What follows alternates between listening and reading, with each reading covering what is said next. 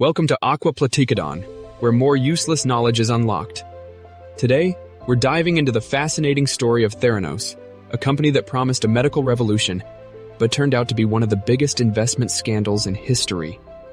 And along the way, we'll explore what this tells us about the investment food chain and how to avoid being the prey. Investing is like a food chain. When someone makes money, someone else has to lose it. Whether you're at the top or the bottom depends on how well you understand the rules. The Theranos scandal is a perfect example of how this works, and it can teach us some valuable lessons.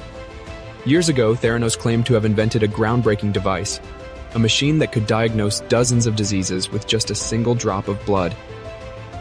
The idea sounded revolutionary, attracting billions of dollars from investors. At its peak, Theranos was valued at $9 billion. But behind the scenes, the technology didn't work, and the company's success was built entirely on lies. So where did all the money go? Let's break it down through the lens of the investment food chain. At the top are the smartest players. These early investors get in when the company is small and unknown. They put in a little money, then cash out big when the hype is at its peak. In Theranos' case, early venture capitalists sold their shares to later investors at inflated prices. By the time the company was exposed, they had already left with their profits.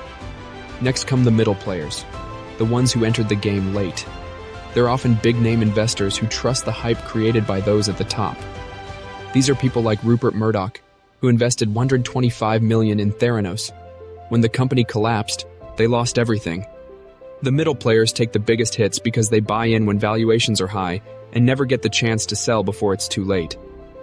At the bottom are the retail investors, the general public.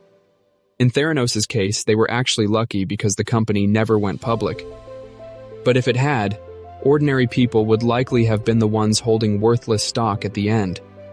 They're usually the final layer of the food chain, the ones who take on all the risks left by those above them. The story of Theranos is a clear reminder that investing is a food chain. One layer feeds on the next. If you're at the top, you profit. If you're in the middle, you risk getting eaten. If you're at the bottom, you're almost always the prey.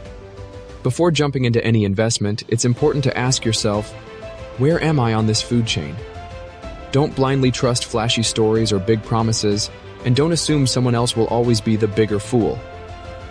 If you're entering the game, you need to be sure you're not the one getting devoured.